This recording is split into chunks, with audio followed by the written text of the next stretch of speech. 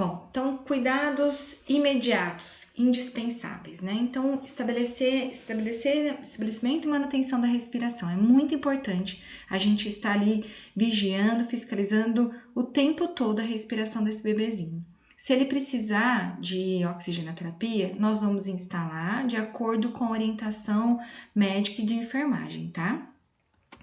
Aquecimento. É muito importante que esse bebezinho se mantenha aquecido, porque ele ainda não tem, né, o seu centro termorregulador ainda suficiente e maduro para controlar o peso, a temperatura corporal dele.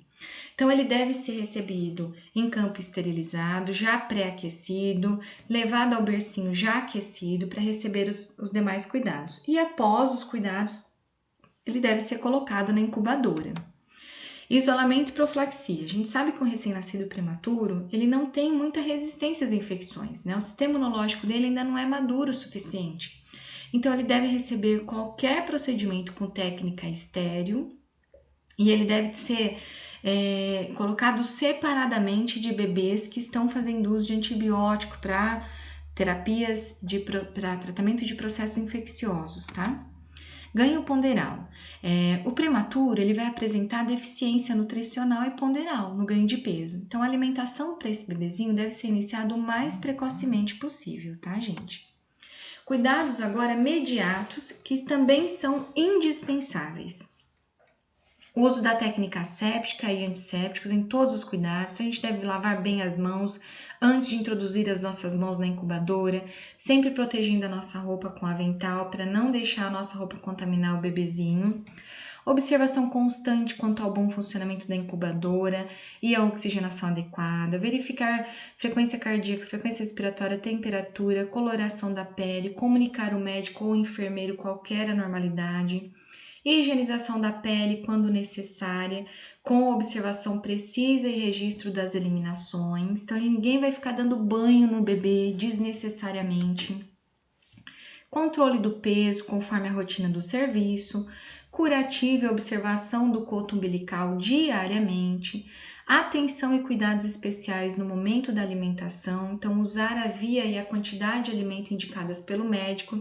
Se for por gavagem, verificar se há êxtase de alimentos e, se for por via oral, observar a sucção e deglutição, tá?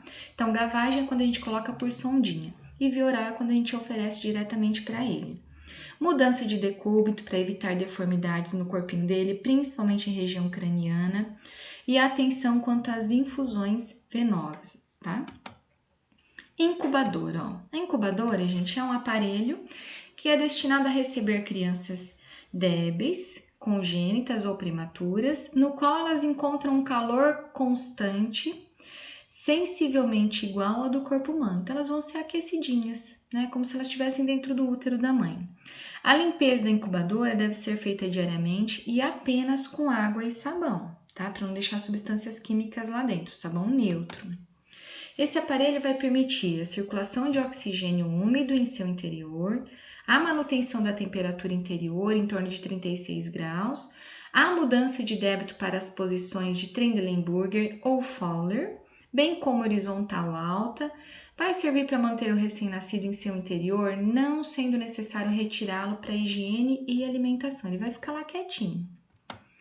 A abertura das portinholas, que são essas portinhas laterais, tá vendo? Dá para vocês verem aqui, ó, tem essas nas laterais e uma aqui no finalzinho, tá?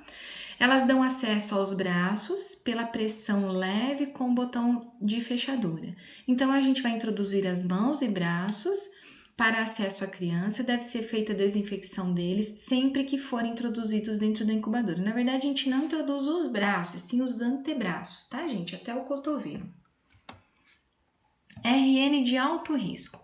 É aquele RN cuja vida encontra-se ameaçada em decorrência de uma patologia materna, né, de gravidez patológica, do parto distóxico, ou seja, um parto complicado, onde esse bebezinho nasceu, mesmo sendo a termo, ele nasceu e sofreu durante esse processo de parto, tá?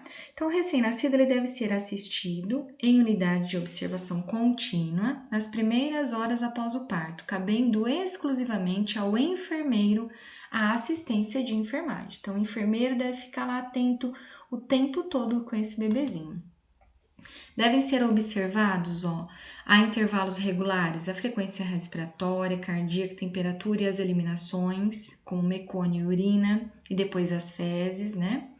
O aparecimento de qualquer sinal ou sintoma patológico, como por exemplo, a aceleração ou queda, seja da frequência respiratória ou da frequência cardíaca, bem como alterações da temperatura, com presença de gemidos, vômitos, cianose, palidez da pele, contrações musculares, distensão abdominal, devem ser comunicados imediatamente ao médico e ao enfermeiro, tá?